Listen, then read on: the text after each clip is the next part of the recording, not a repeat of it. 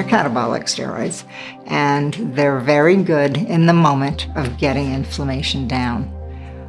But they can be deceiving, and that's what we've seen. So first of all, when we see someone who's super active or really flared, we are going to give that person some steroids. One way or another, we will inject the worst joints.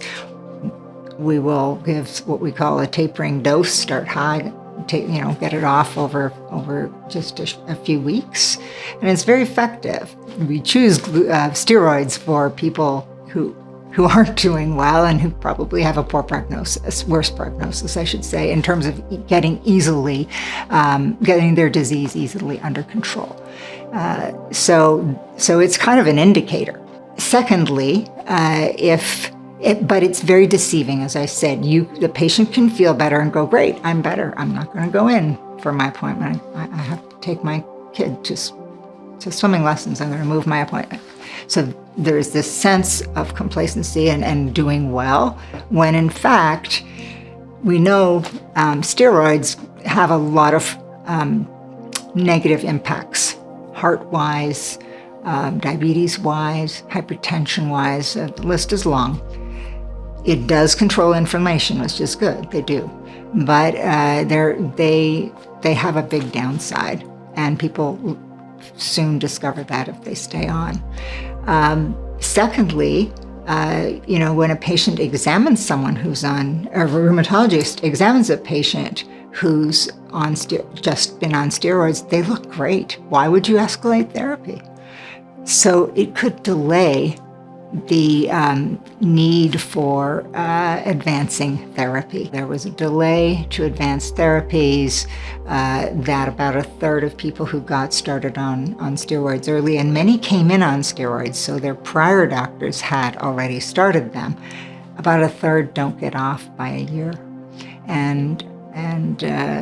So between yes, they work, and this tendency not to get them off and increase therapy or choose a different therapy that's likely to be more effective. I would caution rheumatologists not to not use steroids, but to know this is something that needs to be very temporary, and to have that discussion with the patient up front.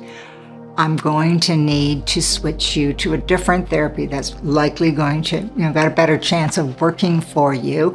It may take us a couple weeks or a few weeks to get access for it, get you started on it, get it to work. I don't want you to suffer throughout that period. I am going to give you a very temporary course of steroids. That's the sort of discussion. We use steroids cautiously, know that you're going to take them off, and know that you need to have a new plan if you need to start steroids. There's something about patients who have rheumatoid arthritis. They, more than anybody, struggle to get off, because coming off makes you fatigued, makes you achy, maybe takes your mood down. It's hard. It's like, because your own adrenal glands haven't kicked back in to make your natural steroids. And so you have to take them off so slowly. And some never get off. I understand that everyone makes the best choice at the time that they can. And we used to have big barriers getting, access to good treatments. It's really, really important that patients and rheumatologists can have frequent check-ins and conversations to address an issue at hand, either a side effect or a flare, how to handle it, the fact they may need a different therapy sooner, rather than wait. I think the first year is critical. And if we can get each person with rheumatoid arthritis to remission or even low disease activity, we know we've got a good chance at a good outcome down the line. Rheumatologists' wait lists are long, and we've published on that, and we've published that it takes 3 to 6 months, closer to 6 initially, because the first 3 months the doc is trying to understand it, try some things, and then they go, okay, we need to get you to a rheumatologist, another 3 months to get to them.